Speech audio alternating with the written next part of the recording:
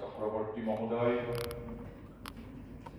অধ্যাপক গোবিন্দ প্ৰসাদ ভূঁইয়া প্ৰমুখে এই বিশ্ববিদ্যালয়ৰ সমূহ অধ্যাপক অধ্যাপিকাবৃন্দ, ছাত্ৰ ছাত্ৰীসকল আৰু আজি সাহিত্য একাডেমী আৰু কৃষ্ণগুৰু আধ্যাত্মিক বিশ্ববিদ্যালয়ৰ সহযোগত আয়োজিত অস্মিতা আৰু যুৱ সাহিত্যিক অনুষ্ঠানলৈ নিমন্ত্ৰিত সাহিত্যিকবৃন্দ,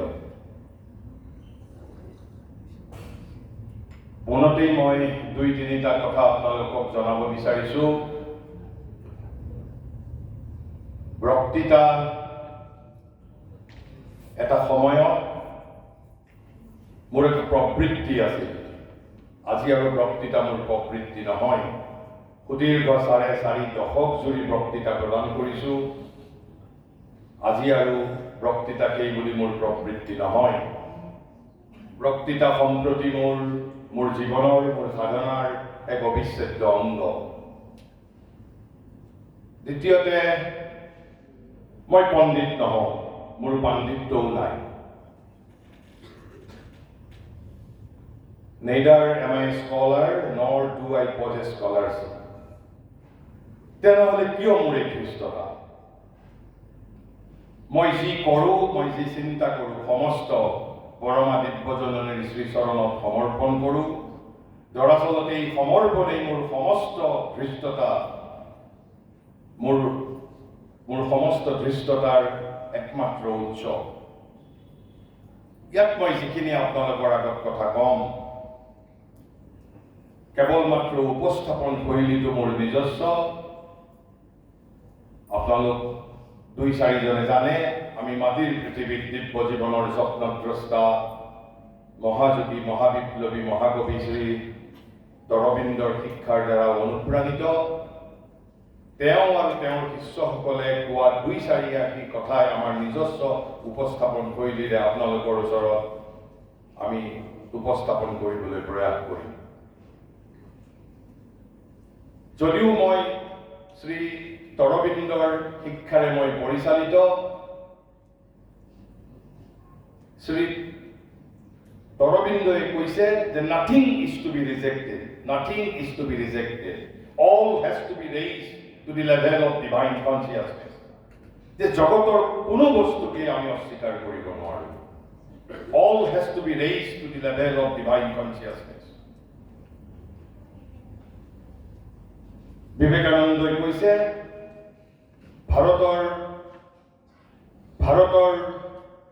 ভাৰতীয় ধৰ্মৰ এই যে অনন্ত বৈচিত্ৰ্য, ভাৰতীয় ধৰ্মৰ অনন্ত বৈচিত্ৰ্য, ভাৰতত নিতৌ এটাকৈ ধৰ্ম সম্প্ৰদায়ৰ সৃষ্টি হয়। বহুতে সেয়া ভাৰতীয় ধৰ্মৰ এটা দুৰ্বলতা ৰূপে অভিহিত কৰিব খোজে।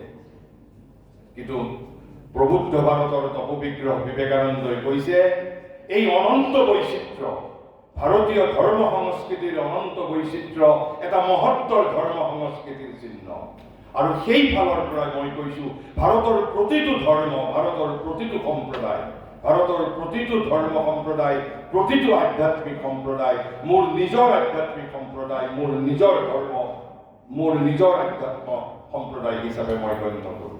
যদিও এজন ব্যক্তি হিচাপে মই এটা নিজস্ব প্ৰণালীৰে নিজক পৰিচালিত কৰোঁ, কিন্তু ভাৰতৰ প্ৰতিটো ধৰ্ম সম্প্ৰদায়, ভাৰতৰ প্ৰতিটো ধৰ্ম সংস্কৃতি মোৰ নিজৰ প্ৰাণৰ, মোৰ নিজৰ হৃদয়ৰ ধৰ্ম সংস্কৃতি, এই ধৰ্ম সংস্কৃতি ৰূপে মই গণ্য কৰোঁ। আপোনালোকে সাহিত্য একাডেমীৰ অনুষ্ঠানত ইয়াত অংশগ্ৰহণ কৰিছে। আমি সাহিত্যৰ বিষয়ে 2-4 আষাৰ কথা পাতিম। অলপ কঠোৰভাৱে মই কথা কম, 2-3টা কথা কম, কঠোৰভাৱে কথা কম। ইয়াত গোবিন্দ প্ৰসাদ ভূঁইয়াৰ দৰে লেখক সাহিত্যিক আছে,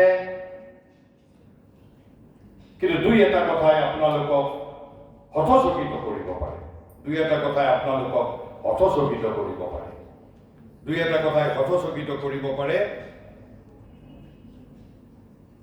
আপোনালোকৰ ঘৰত, প্ৰত্যেকৰে ঘৰত হেমকোষ তবিলানখন আছে আৰু আপোনালোক সকলোৱে মানৱতাবাদৰ অৰ্থটো জানে।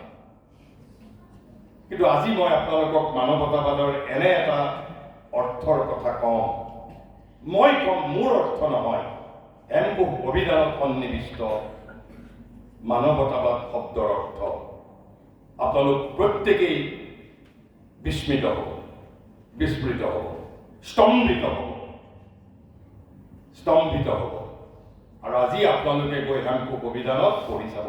আপোনালোকে হয়তো যেতিয়া মানৱতাবাদ আমি শব্দটো কৈছোঁ, আমাৰ ধাৰণা আমি পদাৰ্থবাদ, মনুষ্যত্বৰ গুণ, মানুহৰ বাবে চিন্তা কৰা, আমি তেনেধৰণে কথাষাৰ বুজো। কিন্তু হেমকোষে কি লিখিছে জানে? কৈছে ঈশ্বৰৰ তুলনাত মানৱ সম্পৰ্কে উচ্চ ধাৰণা কৰা সাহিত্যৰ মতবাদ বিশেষ। মানৱতাবাদ হেনো সাহিত্যৰ মতবাদ বিশেষ। আৰু সেই মতবাদটো কি? ঈশ্বৰতকৈ আহাৰ নিদ্ৰা মৈথুনাসক্ত বাসনান্দ কামনান্দ মানুহ হেনো শ্ৰেষ্ঠ। কামনান্দ বাসনান্দ লোভ মোহ কাম ক্ৰোধ মোহৰ দ্বাৰা আসক্ত মানৱ হেনো ভগৱানতকৈও শ্ৰেষ্ঠ। আৰু সেই মতবাদক বিশ্বাস কৰা সাহিত্যৰ এটা ধাৰাৰ নাম হেনো মানৱতাবাদ। মই কোৱা নাই, হেমকোষে কৈছে। আৰু হেমকোষে ভুল কোৱা নাই, একেবাৰে শুদ্ধ কথা কৈছে, একেবাৰে শুদ্ধ কথা কৈছে। আপোনালোক স্তম্ভিত হৈছে প্ৰত্যেকেই। কৈছে ঈশ্বৰৰ তুলনাত মানৱ সম্পৰ্কে উচ্চ ধাৰণা কৰা সাহিত্যৰ মতবাদ বিশেষ। কিয় ক'লে হেমকোষে? তাৰ পটভূমি কি? সেই পটভূমিটোৱে আপোনালোকক মই দৃষ্টিগোচৰ কৰিব বিচাৰিছোঁ। তাৰপিছত আজিৰ পৰা ৭৭ বছৰ পূৰ্বে মই বিগত প্ৰায় ৩ বছৰ বিশেষকৈ সাহিত্য একাডেমীৰ দায়িত্ব গ্ৰহণ কৰাৰ পিছত মই যলৈকে গৈছোঁ, য'তেই সুযোগ পাইছোঁ, কেতিয়াবা অনাৱশ্যকভাৱে, কেতিয়াবা অপ্ৰাসংগিকভাৱেও মই এক প্ৰকাৰ বলপূৰ্বকভাৱে অসমৰ একমাত্ৰ দাৰ্শনিক শিল্পী, একামেবা দ্বিতীয়ম দাৰ্শনিক শিল্পী, আধুনিক অসমৰ একামেবা দ্বিতীয়ম দাৰ্শনিক শিল্পী মই জ্যোতিপ্ৰসাদৰ প্ৰসংগত আনি আনো। কাৰণ জ্যোতিপ্ৰসাদক অসমৰ মানুহে ইতিমধ্যে ভুলুণ্ঠিত কৰিছে। মই সাহসৰ সৈতে কৈছোঁ, ভুলুণ্ঠিত কৰিছে। কিয় কৈছোঁ? 1948 চনত, আজিৰ পৰা ৭৭ বছৰ পূৰ্বে শিৱসাগৰত জ্যোতি ককাইদেৱে এটা ভাষণ প্ৰদান কৰিছিল অসম শিল্পী সংঘৰ সভাপতি ৰূপে। সেই ভাষণটো তেখেতৰ হয়তো অধুনা বিস্মৃত স্বল্পক্ষেত শিল্পীৰ পৃথিৱী শীৰ্ষক অভিভাষণ। শিল্পীৰ পৃথিৱী। মোৰ দৃষ্টিত কিয় মই কৈছোঁ জ্যোতিপ্ৰসাদক অসমীয়া মানুহে ভুলুণ্ঠিত কৰিছে, বিশেষকৈ অসমৰ বিশ্ববিদ্যালয় মহাবিদ্যালয়সমূহৰ অসমীয়া বিভাগবোৰে। মই সাহসৰ সৈতে কৈছোঁ, আপোনালোকে মোক কওক, আপোনালোকৰ স্মৃতিত অসমৰ ৩৫০ মহাবিদ্যালয়, ২০-২৫খন বিশ্ববিদ্যালয়ত কেইদিন শিল্পীৰ পৃথিৱীৰ বিষয়ে আলোচনা চক্ৰ আপোনালোকে এতিয়ালৈ আয়োজন কৰিছে? শূন্য বুলি ক'লেও কিজানি ভুল নহয়। হয়তো খুব অতি বিৰলভাৱে এখন দুখন কৰবাত আলোচনা চক্ৰ হ'ব পাৰে। এতিয়ালৈকে কেইজন অসমীয়া ছাত্ৰ ছাত্ৰীয়ে শিল্পীৰ পৃথিৱীৰ ওপৰত গৱেষণা কৰিছে? কিন্তু আপোনালোকে ক'ব পাৰে, এটা ভাষণ ৭৭ বছৰ পূৰ্বে প্ৰদান কৰিছে, কিয় ইমান গুৰুত্বপূৰ্ণ? মই গুৰুত্বপূৰ্ণ বুলি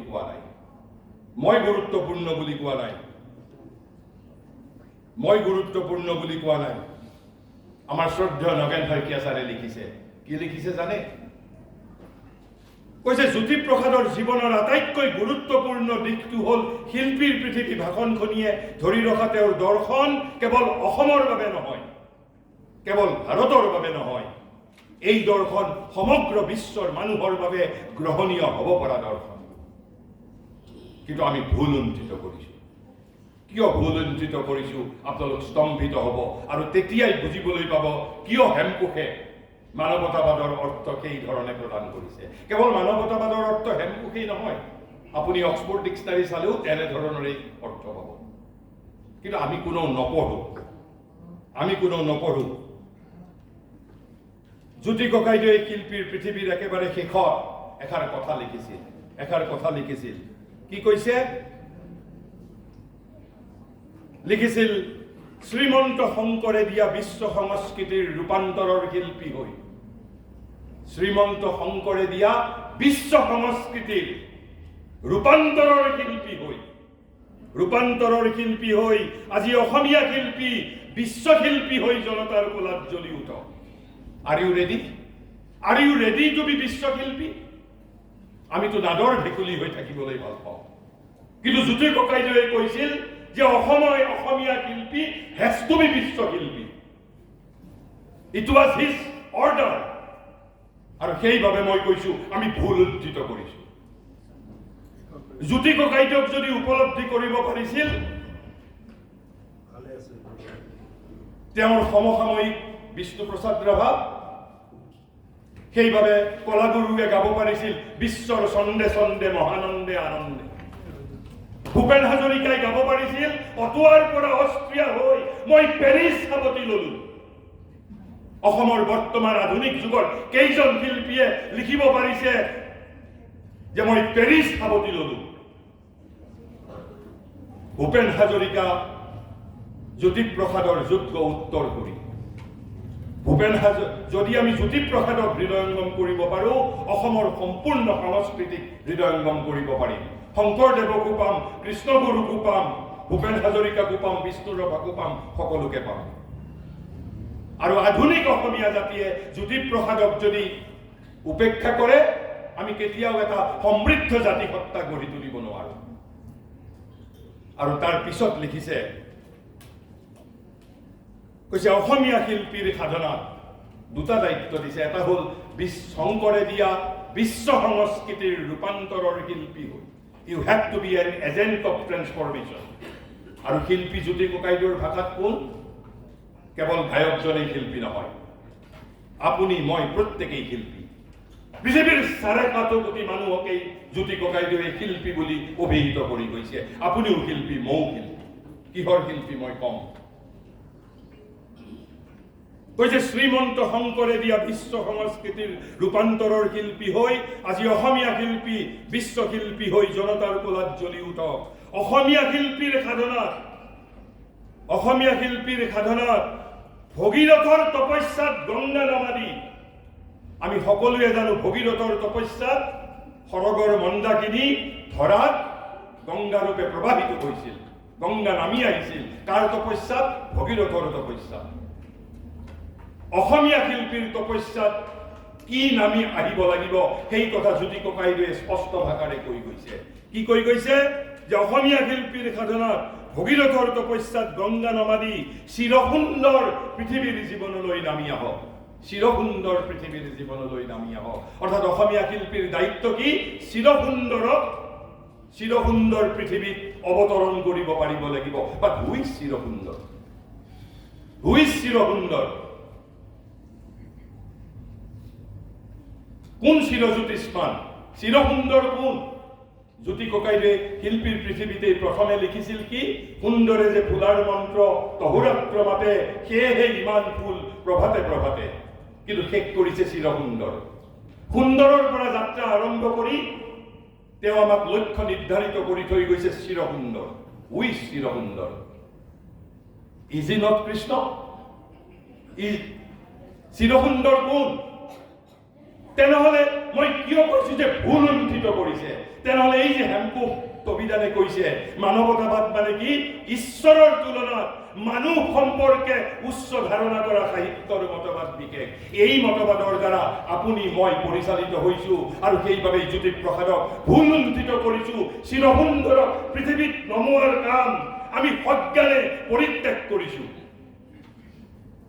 আমি হেমকোষৰ দ্বাৰা পৰিচালিত হৈছো যে মানুহ কামনন্দ মানুহ, মৈথুনাসক্ত মানুহ, লোভ মোহ কাম ক্ৰোধৰ দ্বাৰা আসক্ত মানুহ হেনো ঈশ্বৰতকৈও শ্ৰেষ্ঠ। কিন্তু জ্যোতি ককাইদেৱে কৈ গৈছিল যে চিৰসুন্দৰ পৃথিৱীত নামি আহিব লাগিব। কোনে নামাব লাগিব? অসমীয়া শিল্পীয়ে। তেনেহলে কিয় আমি পথভ্ৰষ্ট হলো? কিয় জ্যোতি ককাইদেউৰ কথা আমি শুনা নাই? মই সেই কথাটোৰ প্ৰতি আপোনালোকৰ দৃষ্টি আকৰ্ষণ কৰিব বিচাৰিছোঁ। আমাৰ অসমীয়া সাহিত্যিকসকলে, এয়া যুৱ প্ৰজন্মৰ সাহিত্যিকসকলেই হওক বা এই অন্তত জ্যোতি ককাইদেউৰ পিছৰ যিখিনি সাহিত্যিক, তেওঁলোকে অৱচেতনভাৱে অথবা অচেতনভাৱে যেতিয়া সাহিত্য সৃষ্টি কৰে,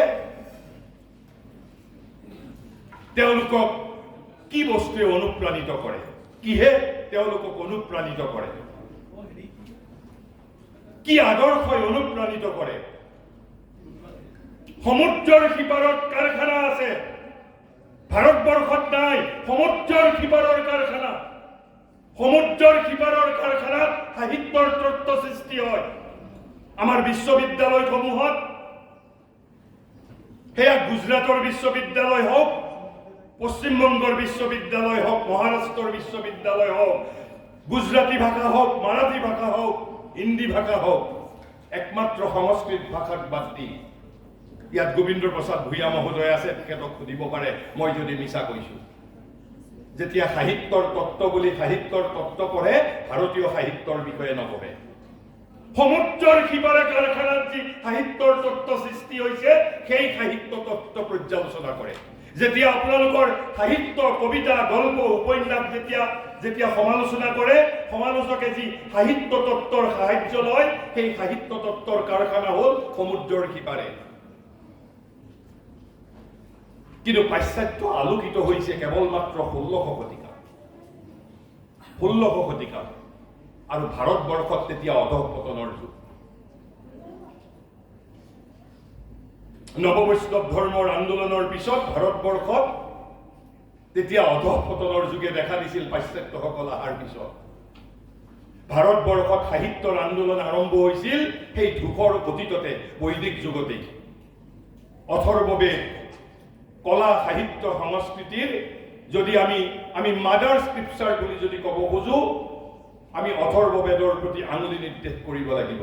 যদি আমি অথৰ্ববেদৰ কথা নধৰো, খ্ৰীষ্টপূৰ্ব 500 শতিকা পূৰ্বেই ভৰত মুনিৰ নাট্যশাস্ত্ৰ আমি নপঢ়ো, পঢ়িবলৈ ইচ্ছা নকৰো। কিয়? আমি 200 বছৰ গোলাম আছিলো। That has to be admitted. গোলামীৰ ৰক্ত এতিয়াও আমাৰ ৰন্ধে ৰন্ধে প্ৰবাহিত হৈছে, বিশেষকৈ শিক্ষিতসকলৰ ৰন্ধে ৰন্ধে। অশিক্ষিতসকল নহয়, অতি শিক্ষিতসকলৰ ৰন্ধে ৰন্ধে এতিয়াও গোলামীৰ ৰক্ত প্ৰবাহিত হৈছে। আৰু সেইবাবে যদি আপোনালোকৰ এই বিশ্ববিদ্যালয়তে যদি কাইলৈ যদি হাৰ্ভাৰ্ড বিশ্ববিদ্যালয়ৰ এজন অধ্যাপকে যদি আহি বক্তৃতা দিয়ে, কেম্ব্ৰিজৰ যদি এজন অধ্যাপকে আহি বক্তৃতা দিয়ে, হয়তো সমগ্ৰ সৰ্থেবাৰীত মানুহে ভৰি দিবলৈ জাগা নাথাকিব। কাৰণ আমি গোলাম আছিলো। আমি জানো যে কেম্ব্ৰিজৰ বিশ্ববিদ্যালয়ৰ অধ্যাপকে আমাতকৈ বেছি জানে। আমি গোলাম আছিলো। আৰু সেইবাবে ভাৰতৰ সাহিত্য জগতে, আৰু কেৱল মাত্ৰ ভাৰত নহয়, সমগ্ৰ পৃথিৱীৰ সাহিত্যৰ জগতে এই যে সমুদ্ৰৰ সিপাৰৰ কাৰখানাত যিবোৰ সাহিত্যৰ তত্ত্ব সৃষ্টি হয়, সেই সাহিত্যৰ তত্ত্বৰ দ্বাৰা একেবাৰে বান্দৰৰ দৰে নহলেও কপিসুলভ দৃষ্টিভংগীৰে আমি নিজক পৰিচালিত কৰো, অনুপ্ৰাণিত কৰো। আৰু পাশ্চাত্যত সেই 16শ শতিকা মানত প্ৰথম যিটো সাহিত্যৰ ধাৰা আৰম্ভ হৈছিল, তাক কোৱা হয় এজ অফ এনলাইটেনমেণ্ট। তাৰ পিছত আহিল ক্লাছিচিজম। ক্লাছিচিজম মানে গ্ৰীক সভ্যতা সংস্কৃতিৰ দ্বাৰা পাশ্চাত্যৰ জগত পৰিচালিত হৈছিল। তাৰ পিছত আহিল নিউ ক্লাছিচিজম, নব্য ধ্ৰুপদীবাদ, তেতিয়ালৈকে ঠিকেই আছিল। তাৰ পিছতো আহিল আমাৰ ৰোমান্টিক যুগ, ৰমন্যাসবাদ, তেতিয়াও ঠিকেই আছিল এক প্ৰকাৰ। তাৰ পিছত যিটো চতুৰ্থ যুগ, আচুৰিক ইউৰোপিয়ান ক্ৰিয়েশ্যন। আচুৰিক ইউৰোপিয়ান ক্ৰিয়েশ্যন মই সাহসৰ সৈতে মই বিশেষণ দিছো, আচুৰিক ইউৰোপিয়ান ক্ৰিয়েশ্যন। সেই যুগটোৰ নাম হ'ল সাহিত্যৰ দি মডাৰ্ণ এজ অফ লিটাৰেচাৰ, আধুনিক সাহিত্যৰ ধাৰা। What is this? আপোনালোকে জানে আধুনিক সাহিত্য মানে কি? এই যে হেমকোষে লিখিছে, ঈশ্বৰৰ তুলনাত মানুহ সম্পৰ্কে শ্ৰেষ্ঠ ধাৰণা কৰা সাহিত্যৰ মতবাদ বিশেষ। এই মতবাদ কোনে প্ৰদান কৰিছিল? এই যে সাহিত্যৰ যিটো আধুনিক ধাৰা, ৰমন্যাসবাদৰ পিছত এই আধুনিক সাহিত্যৰ ধাৰাৰ প্ৰধান উপজীব্যটো আছিল সাবষ্টিটিউচন অফ ডিভিনিটি বাই হিউমেনিটি। তেতিয়াৰ পৰা পৃথিৱীৰ মানুহে আমি ভগৱানক, ঈশ্বৰক আমাৰ আমাৰ ব্যক্তিগত জীৱনৰ পৰা from our practical motive power we have exile আমি নিৰ্বাসিত কৰিছোঁ। আপোনালোকক মই সাহসৰ সৈতে কৈছোঁ 1950 চনৰ পিছৰ ভাৰতবৰ্ষত সৃষ্টি হোৱা 95% সাহিত্যত আপুনি যেতিয়া বৰগীত এটা শুনিব তাৰ মূল কেন্দ্ৰবিন্দু কৃষ্ণ, ৰামায়ণ মহাভাৰতৰ কেন্দ্ৰবিন্দু ভগৱান, ভাৰতীয় সাহিত্যৰ কেন্দ্ৰবিন্দু ভগৱান। কিন্তু 1950 চনৰ পিছত যিমান সাহিত্য সৃষ্টি হৈছে তাত কেন্দ্ৰবিন্দু কামনান্ধ মানুহ, বাসনান্ধ মানুহ, আহাৰ নিদ্ৰা মৈথুনাসক্ত মানুহ, আৰু যিমান পাৰে ঈশ্বৰক ভুলুণ্ঠিত কৰা হৈছে। আৰু সেইবাবেই মই যে ক'লো হেমকোষে ভুল কথা লেখা নাই যে ঈশ্বৰৰ তুলনাত মানুহ সম্পৰ্কে উচ্চ ধাৰণা কৰা সাহিত্যৰ মতবাদ বিশেষেই হেনো মানৱতাবাদ। আৰু সেইবাবেই জ্যোতি ককাইদেৱে যে কৈছে চিৰসুন্দৰক পৃথিৱীত নমাই আনিব লাগিব, আমি সেই কথাৰ প্ৰতি আমি উপেক্ষা কৰিছোঁ। জ্যোতিপ্ৰসাদক সেইবাবে ভুলুণ্ঠিত কৰিছোঁ। আৰু মডাৰ্নিজৰ পিছত পাশ্চাত্যৰ কাৰখানাত উৎপন্ন হ'ল আন এটা যুগ। সেই যুগটোৰ নাম কি? সেই যুগটোক তেওঁলোকে নাম দিছে পোষ্ট মডাৰ্নিজিম, উত্তৰ আধুনিকতাবাদ বুলি কৈছে। বাট হোৱাট ইজ দিছ পোষ্ট আপোনাৰ মডাৰ্নিজিম? যদি আপুনি সাহিত্যৰ কোনোবা সমালোচকক সোধে, আপোনাক মই সাহসৰ সৈতে কৈছোঁ 50 জনক সোধক, 50 জনে 50 ধৰণে ব্যাখ্যা দিব। Because nobody knows what is this postmodernism. Nobody knows. কিন্তু আপুনি আপোনাৰ সাহিত্যৰ আলোচনা চক্ৰত উত্তৰ আধুনিকতা শব্দটো একেবাৰে তেওঁলোকে শ্ৰদ্ধাপূৰ্ণভাৱে এই শব্দটো উচ্চাৰণ কৰে। আৰু তাৰপিছত এতিয়া তেওঁলোকে জাননী জাৰি কৰিছে সমুদ্ৰৰ সিপাৰৰ কাৰখানাৰ কৰ্তৃপক্ষসমূহে। কিহৰ জাননী? কৈছে উত্তৰ আধুনিকতাও হেনো অতিক্ৰান্ত হৈছে। এতিয়া কি আহিছে? পোষ্ট মডাৰ্নিজিম, উত্তৰ আধুনিকতাবাদে হেনো দেখা দিছে। আমি পোষ্ট মডাৰ্নিজিমে কি আমি কোনেও নাজানো। কিন্তু এই যে সাহিত্যৰ যিটো আধুনিক ধাৰা, আচৰিত ইউৰোপিয়ান ক্ৰিয়েশ্যন, এই সাহিত্যৰ আধুনিক যিটো সাহিত্যৰ ধাৰা মডাৰ্নিজিম, এই সাহিত্যৰ ধাৰাই সমগ্ৰ মানৱ জাতিৰ গতিপথ চিৰদিনৰ বাবে এক প্ৰকাৰ কিজানি পৰিৱৰ্তিত কৰি দিছে। আৰু তাৰ ফাৰ্ষ্ট কেজুৱেলিটি হ'ল ভগৱান, ডিভিনিটি, ঈশ্বৰ। আৰু সেইবাবে জ্যোতিপ্ৰসাদক আমি ভুলুণ্ঠিত কৰিছোঁ। অথচ ভাৰতবৰ্ষত সাহিত্যৰ আন্দোলন আৰম্ভ হৈছে খ্ৰীষ্টপূৰ্ব 500 বছৰ পূৰ্বে। মই যদি অথৰ্ববেদক নধৰো, ভৰতমুনিৰ নাট্যশাস্ত্ৰ, আৰু তাৰ পিছত প্ৰতিটো শতিকাত এখনৰ পিছত এখন কাব্যদৰ্শ, কাব্য প্ৰকাশ, আনকি 17শ শতিকাত আপোনাৰ ৰসগংগাধৰ, প্ৰতিটো শতিকাত এখনকৈ আমাৰ ভাৰতীয় সাহিত্য তত্ত্বৰ শাস্ত্ৰ প্ৰকাশিত হৈছে। আমি সেইবোৰ পঢ়িবলৈ নোখোজো, পঢ়িবলৈ ইচ্ছা নকৰো, কাৰণ আমি 200 বছৰ গোলাম আছিলো। মই এই কথাৰ প্ৰতি আপোনালোকৰ দৃষ্টি আকৰ্ষণ কৰিছো। আপোনালোক যুৱ সাহিত্যিক, আপোনালোকে সাহিত্যৰ যোগেদি সমাজক পৰিৱৰ্তিত কৰিব বিচাৰিছে। তেনেহ'লে মই এতিয়া আহিছো সাহিত্যই কি কাম কৰিব লাগিব, সাহিত্যই কৰিব লাগিব কি কাম। জ্যোতি ককাইদেৱে এই শিল্পীৰ পৃথিৱীতে লিখিছে, কৈছে মানুহ হৈছে সপোন দিঠকলৈ পৰিণত কৰা শিল্পী। সপোন দিঠকলৈ পৰিণত কৰা শিল্পী, প্ৰত্যেকজন মানুহেই শিল্পী। আজি কিছুদিন আগতে অসমৰ মানুহে এটা খুব হাঁহিছিলে, এটা মই বিশেষ পৰিপ্ৰেক্ষিতত, যে আপুনিও শিল্পী ময়ো শিল্পী বুলি কওঁতে আমাৰ একাংশ বুদ্ধিজীৱীয়ে খুব হাঁহিছিল, কাৰণ তেওঁলোকে জ্যোতিপ্ৰসাদক পঢ়া নাই। জ্যোতিপ্ৰসাদে কৈ গৈছে আপুনিও শিল্পী ময়ো শিল্পী, পৃথিৱীৰ প্ৰতিজন মানুহেই শিল্পী, পৃথিৱীৰ প্ৰতিজন মানুহেই শিল্পী। আৰু কিহৰ শিল্পী? সপোনক দিঠকলৈ ৰূপান্তৰিত কৰা শিল্পী। কাৰ সপোন? পৃথিৱীৰ সপোনক, পৃথিৱীৰ সপোনক দিঠকলৈ ৰূপান্তৰিত কৰা শিল্পী, পৃথিৱীৰ সপোন। আৰু সেই দায়িত্ব কোনে গ্ৰহণ কৰিব লাগিব? সেই দায়িত্ব ব্যৱসায়ীয়ে গ্ৰহণ কৰিব নেকি? নে সেই দায়িত্ব ৰাজনৈতিক নেতাই গ্ৰহণ কৰিব? নে সেই দায়িত্ব বিজ্ঞানীয়ে গ্ৰহণ কৰিব? পৃথিৱীৰ যে সপোন আছে সেই সপোনক পৃথিৱীৰ সপোনক দিঠকত ৰূপান্তৰিত কৰিব লাগিব। জ্যোতিপ্ৰসাদে সেই সপোন কি? চিৰসুন্দৰক পৃথিৱীত নমাই আনিব পাৰিব লাগিব।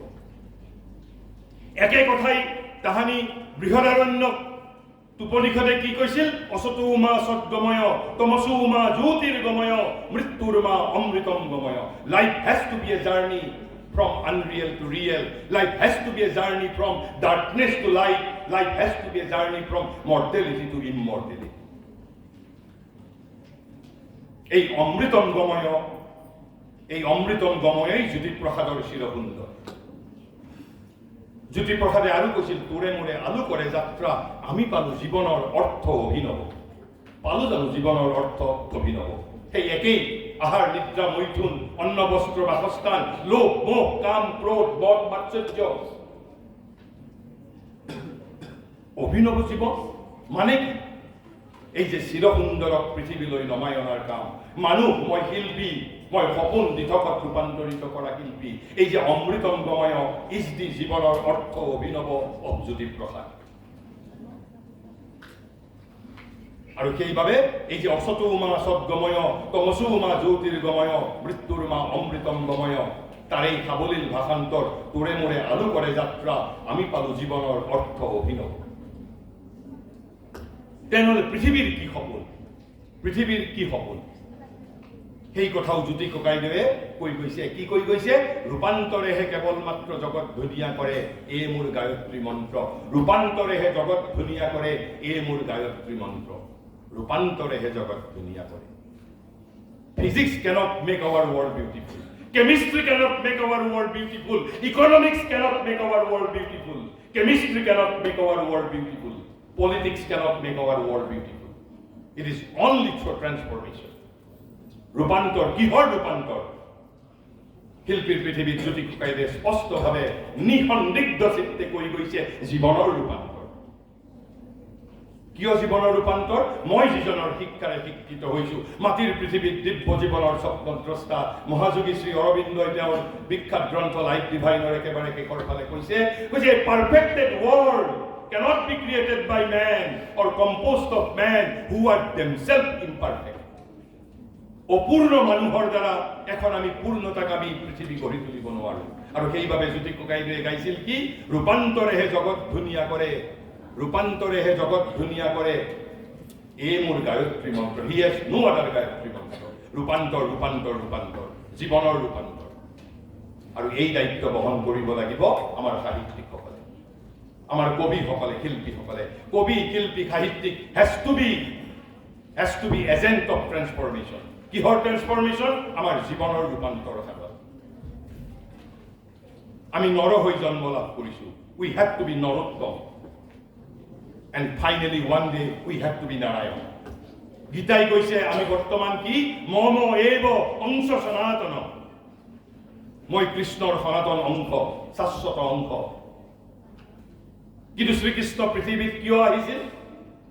আমি দুটা শ্লোকৰ কথা খুব কওঁ, পৃথিৱী বিখ্যাত শ্লোক, 4 নম্বৰ অধ্যায়ৰ 7 আৰু 8 নম্বৰ শ্লোক। যদা যদা হি ধৰ্মস্য গ্লানি ভৱতি ভাৰত পৰিত্ৰাণায় সাধুনাম বিনাশায় চ দুষ্কৃতাম। আৰু এই দুটা শ্লোক 7 আৰু 8 নম্বৰ শ্লোক দুটা পৃথিৱীব্যাপী জনপ্ৰিয় শ্লোক। কিয় জনপ্ৰিয় জানে?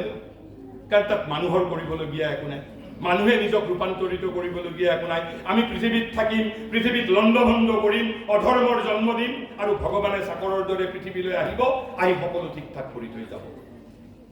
সেইবাবে আমি খুব ভাল পাওঁ।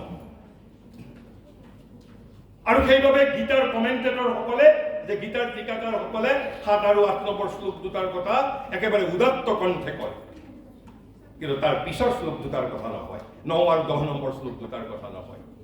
কিয়?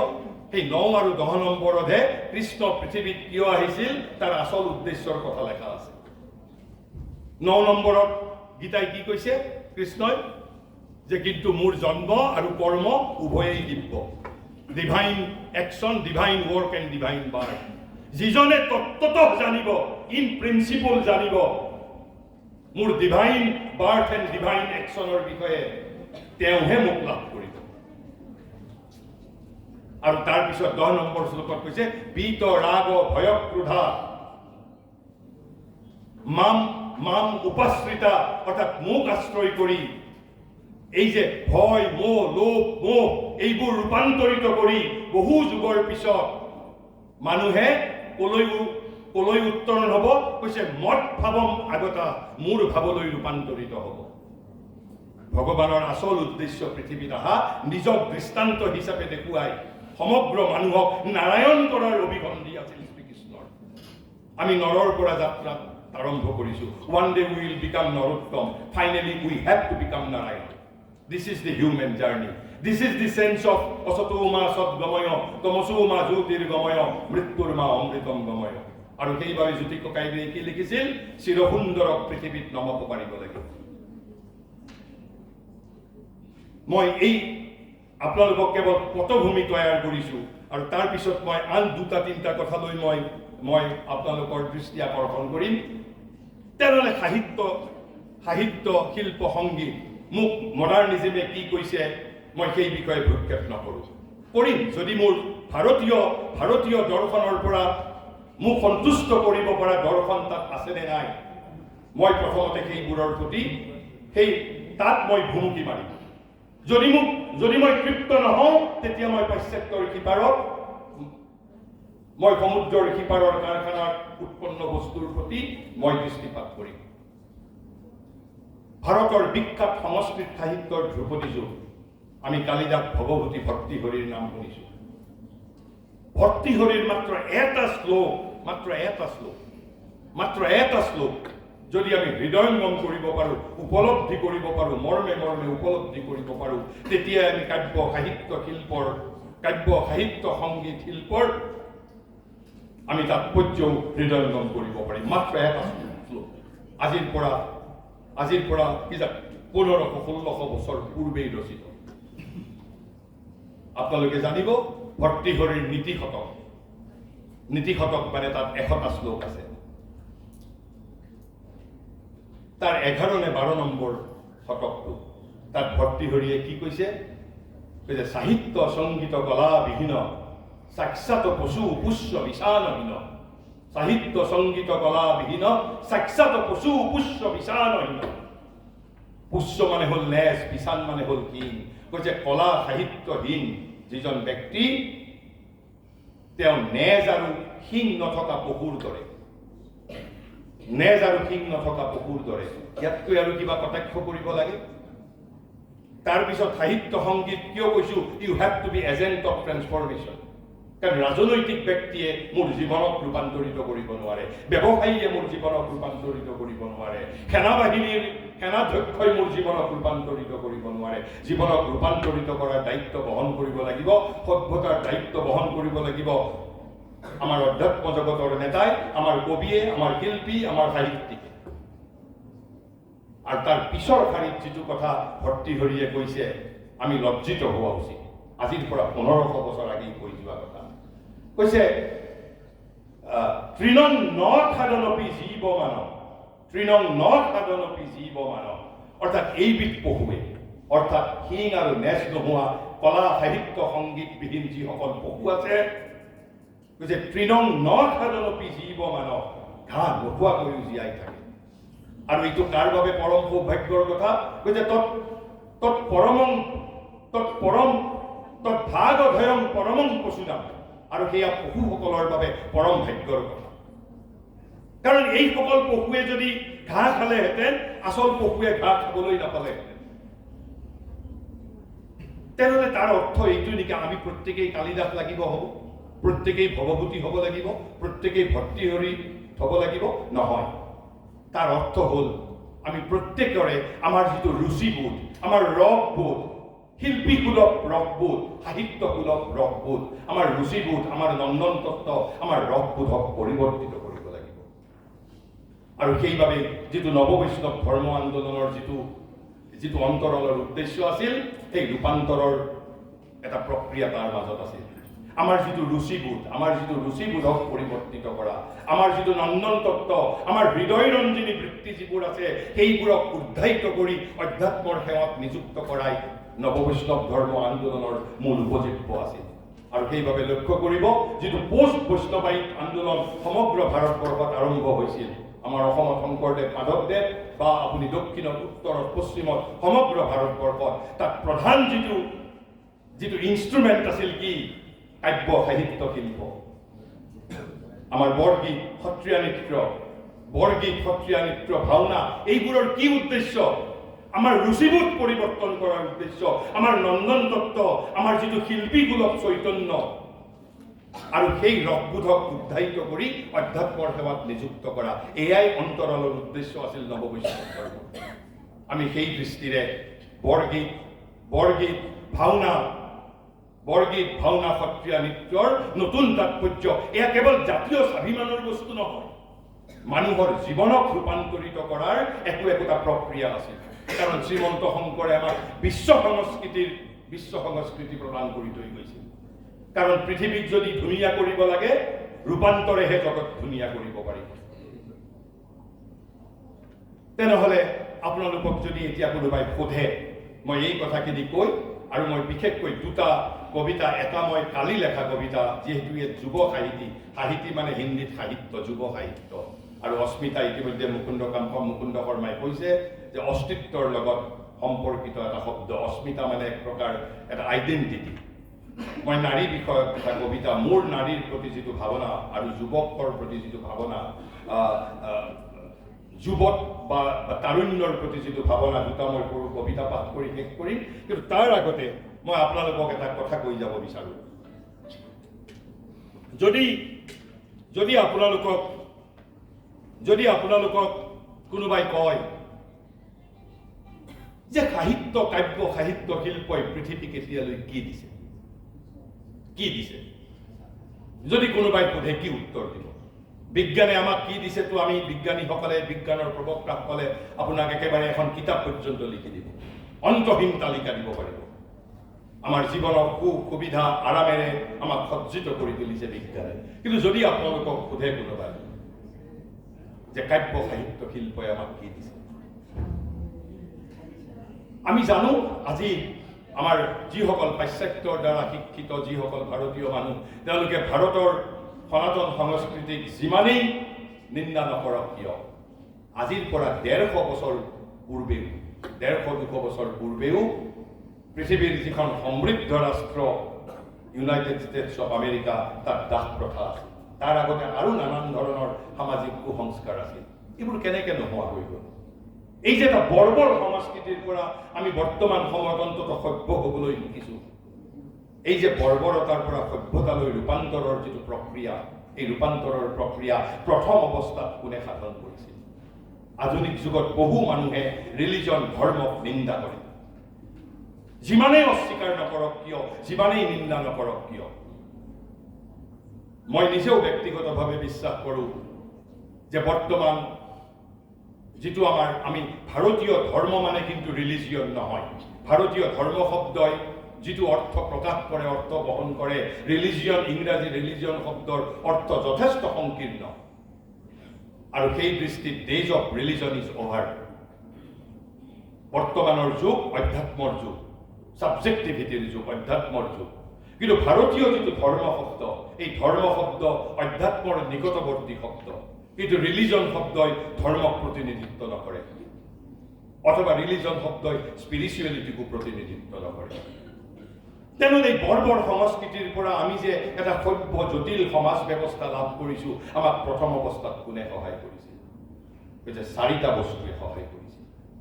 এফালে হৃদয় বৃত্তি যেতিয়া বিকশিত হৈছিল, দি ডেভেলপমেণ্ট অফ হাৰ্ট ফেকাল্টি, মানুহৰ ভিতৰত যেতিয়া হৃদয় বৃত্তি বিকশিত হৈছিল এফালে, আৰু আনফালে 3টা বস্তুৱে, ৰিলিজিয়ন, ফিলচফি এণ্ড এথিক্স।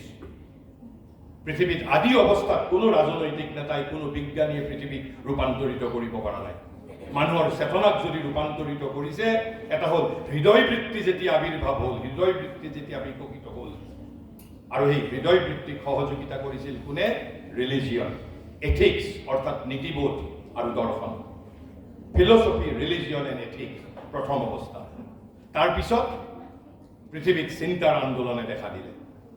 কেনেকৈ চিন্তাৰ আন্দোলন বিকশিত হ'ল, কেনেকৈ চিন্তাৰ আন্দোলনে গঢ় লৈ উঠিল? চিন্তাৰ আন্দোলনে গঢ় লৈ উঠিছিল 2টা বস্তুৰ পৰা।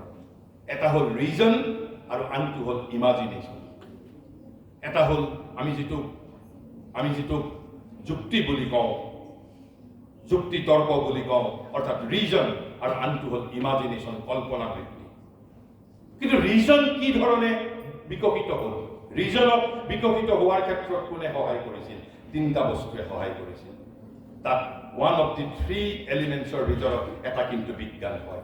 এই বৈজ্ঞানিক দৃষ্টিভংগীয়ে আমাৰ যিটো দি ফেকাল্টি অফ ৰিজন বিকশিত হোৱাৰ ক্ষেত্ৰত সহায় কৰিছে। গতিকে এই ৰিজন যিটো তত্ত্বক বিকশিত হোৱাৰ ক্ষেত্ৰত সহায় কৰিছে তিনিটা বস্তু, এগেইন ফিলচফি, ক্ৰিটিচিজিম, দেন চায়েন্স, অৰ্থাৎ সমালোচনা, দৰ্শন আৰু বিজ্ঞান। এই তিনিটা বস্তুৱে সহায় কৰিছে আমাৰ ৰিজন নামৰ যিটো বৃত্তিক বিকশিত হোৱাৰ ক্ষেত্ৰত। কিন্তু ইমাজিনেশ্যন, এই যদি কল্পনা বৃত্তি যদি আমি বিকশিত কৰিব নোৱাৰিলোহেঁতেন, তেতিয়াহ'লে আমি এতিয়াও নেজ আৰু শিং নোহোৱা পশু হৈ থাকিলোহেঁতেন। কিন্তু কল্পনা বৃত্তি বিকশিত হোৱাৰ ক্ষেত্ৰত সহায় কৰিছে আকৌ তিনিটা বস্তুৱে। সেই তিনিটা কি? কাব্য, সাহিত্য আৰু শিল্প। যদি আপোনালোকক কাইলৈৰ পৰা কোনোবাই সোধে যে কাব্য, সাহিত্য, শিল্পই পৃথিৱীক কি দিছে, যে কল্পনা বৃত্তিক বিকশিত কৰি চিন্তাৰ আন্দোলনক ত্বৰান্বিত কৰিছে, মই সাধাৰণভাৱে যিটো সাহিত্যিকৰ বাবে, ভাৰতীয় সাহিত্যৰ বাবে যিটো আমাক যিটো দৃষ্টিভংগীৰ প্ৰয়োজন, মোৰ নিজস্ব দৃষ্টিভংগীৰে মই কেৱল 2-4 আষাৰ কথা ক'লো। কিন্তু মই কোনো দাবী নকৰোঁ you can reject me, you can throw' it away. সেই স্বাধীনতা ভাৰতবৰ্ষই আপোনালোকক দিছে। ভাৰতবৰ্ষই স্বাধীনতা দিছে, ক'ত আছে তাৰ প্ৰমাণ? ভাৰতবৰ্ষই পৃথিৱীৰ মানুহক একো দিব নোৱাৰিলেও আধ্যাত্মিক স্বাধীনতা, চিন্তাৰ স্বাধীনতা পৰিপূৰ্ণ ৰূপত প্ৰদান কৰিছে। ক'ত আছে প্ৰমাণ? প্ৰমাণটো দিব লাগিব। সেই প্ৰমাণ হ'ল একেবাৰে গীতাৰ অন্তিমটো অধ্যায়ৰ 18 অধ্যায়ৰ 63 নম্বৰ শ্লোক। 63 নম্বৰ শ্লোকত শ্ৰীকৃষ্ণই অৰ্জুনক 7 শ্লোক প্ৰদান কৰাৰ পাছত কি কৈছে জানে? কৈছে, হে অৰ্জুন, তুমি এতিয়া কি কৰিবা? কৈছে, যথেষ্ট তথা তোমাৰ যি ইচ্ছা তুমি তাকে কৰা। আপোনালোকে পঢ়ি চাবগৈ 18 নম্বৰ অধ্যায়ৰ 63 নম্বৰ শ্লোক। কেৱল কৃষ্ণই এটা বিনম্ৰ অনুৰোধ কৰিছে, কৈছে ধ্যানপূৰ্বক, বিবেচনাপূৰ্বক তুমি মই কোৱা কথাখিনি বিবেচনা কৰা, অলপ মনোযোগ দিয়া, তাৰপিছত যদি তোমাৰ প্ৰয়োজন হয় তুমি ইচ্ছা কৰিলে সেইসমূহ অস্বীকাৰ কৰা, তুমি যথেষ্ট তথা আৰু সেই দৃষ্টিৰে মই আপোনালোকক কৈছোঁ, মই কোৱা কথা যদি আপোনালোকৰ বাবে মনোগ্ৰাহী যেন নালাগে, আপোনালোকে অস্বীকাৰ কৰিব পাৰে। মই এতিয়া শেষত কেৱল মাত্ৰ, যিহেতু আজি অস্মিতা আৰু যুৱ, মই এটা কবিতা, মোৰ এতিয়াও অপ্ৰকাশিত কিতাপৰ পাণ্ডুলিপিৰ পৰাই মই এটা কবিতা আপোনালোকক মাতি দিব বিচাৰিছোঁ, যে মোৰ নাৰীৰ প্ৰতি মোৰ যিটো ধাৰণা, মই নাৰীৰ প্ৰতি ধাৰণা আৰু এটা যুৱকৰ বিষয়ে। বহুদিন হ'ল কবিতাটো লেখা, আৰু কিছুদিন পিছত কিতাপ আকাৰে প্ৰকাশ পাব। নাম হ'ল নাৰী তুমি। নাৰী তুমি ধৰিত্ৰী জননী, যুগে যুগে গঢ়িছা তুমি তোমাৰ এই বৰণীয়া অন্তহীন কাহিনী। মানুহৰ মাতৃ তুমি জননী, পিতাৰ দুহিতা তুমি এই প্ৰেমৰ প্ৰেৰণা, তুমি সৌন্দৰ্যৰ প্ৰতিমা, তুমি এই কবিৰ কবিতা। ভাতৃৰ মমতা তুমি সুভদ্ৰা, তুমি পৰকীয়া কৃষ্ণৰ ৰাধিকা, ধ্বংসৰ অনল কলিতা, সৃজনৰ তুমি দীপ শিখা। ৰহস্যময়ী তুমি অপৰূপা, মোহময়ী তুমি যুদ্ধৰ বিভীষিকা, তুমি এই ৰামায়ণৰ সীতা, যুগে যুগে তুমি এই বন্দিতা। উপেক্ষিতা তুমি অৱহেলিতা, তুমি এই ত্ৰেতাৰ উৰ্মিলা, তুমি মমতা প্ৰেৰণাৰ প্ৰতিমা, যুগে যুগে তুমি এই নায়িকা। নাৰী তুমি ধৰিত্ৰী জননী, পুৰুষৰ পত্নী তুমি অৰ্ধাংগিনী, তুমি এই শক্তি, তুমি তাহানিৰ সাবিত্ৰী, মানুহৰ মাতৃ জননী তুমি। তুমি নাৰী কামনাৰ অগ্নি, যুগে যুগে গঢ়িছা তুমি তোমাৰ এই বৰণীয়া অন্তহীন কাহিনী। ৰাৱণৰ অৰ্ধাংগিনী, বিভীষণৰো পত্নী, তুমি এই সতী ৰাণী মণ্ডোদৰী। পাণ্ডৱ জননী কৰ্ণৰো মাতৃ, তুমি এই দাপৰৰ কুন্তী, তুমি নাৰী তুমি সতী, লিখিছো তোমাৰ এই অনন্য কাহিনী। কলংকিতা তুমি প্ৰবঞ্চিতা, তথাপি তুমি পুণ্যশীলা অহল্যা। বালিৰ জায়া তুমি এই তাৰা, লাঞ্ছিতা তথাপি তুমি পূজিতা। তুমি মহাভাৰতৰ অগ্নিশিখা, যাজ্ঞসেনী দ্ৰৌপদী পাণ্ডৱ প্ৰিয়া। তুমি চতুৰতা সংকীৰ্ণতা, তুমি এই পৰিচাৰিকা মন্থৰা। কৈকেয়ী তুমি দশৰথ জায়া, তথাপি তুমি ৰামৰ মাতৃ বন্দিতা। নাৰী তুমি ধৰিত্ৰী জননী, যুগে যুগে লিখিছা তুমি তোমাৰ এই অনন্য কাহিনী। তুমি এই মহাসতী গান্ধাৰী, তুমি সৃষ্টি তুমি দৃষ্টি, ধ্বংসৰ তুমি এই অগ্নি। কৰুণাময়ী তুমি মানুহৰ মাতৃ, জগত জননীৰ প্ৰতিনিধি তুমি, যুগে যুগে হোৱা তুমি কালজয়ী, যাচিছো তোমাক এই ভক্তিৰ অঞ্জলি। তাৰপিছত এইটো যোৱাকালি লেখা মাত্ৰ এটা কবিতা, এই যে যুৱকসকলৰ বিষয়ে মই সেইটো পাঠ কৰি মই মোৰ সেইটো পাঠ কৰি মই মোৰ বক্তৃতা সামৰণি মাৰিছোঁ।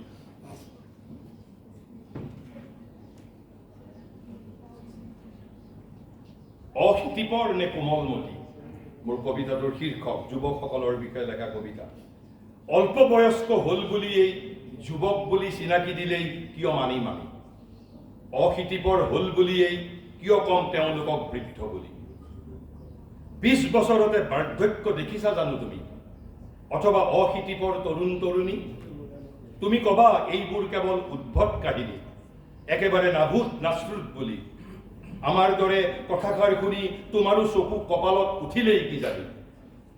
পঢ়া নাই ক'ত লেখা আছে, কিহৰ পাতে পাতে পাঠশালাত কোৱা নাই কোনোদিনে আমাকো আমাৰ শিক্ষকে? কোনে কেতিয়া কৈছে তুমি জানানে? ভগৱান নে মানুহে, কবি সাহিত্যিক নে শিল্পীয়ে, নে মানুহে বিশ্বাস কৰা কিতাপবোৰে?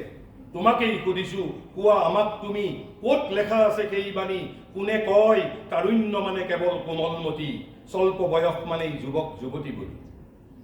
পণ্ডিচেৰীত তাহানিতে কৈছিল দিব্যজননীয়ে, 20 বছৰীয়া বৃদ্ধকো দেখা পাইছে তেওঁ স্বচক্ষে। অশীতিপৰ তৰুণীকো দেখিছে এই জীৱনতে। কোন আচলতে যুৱক যুৱতী তেনেহলে? দ্বিধাহীন কণ্ঠে পৰমা শক্তিয়ে আমাক কৈছে তৰুণী মানেই নহয় স্বল্প বয়সৰ যুৱক যুৱতী। তাৰুণ্য বিকাশৰ শক্তি, বিমল প্ৰাণৰ সংকল্প ৰগণী, প্ৰগতিৰ অনিৰ্বাণ অভিপ্সাৰ তীব্ৰ গতি।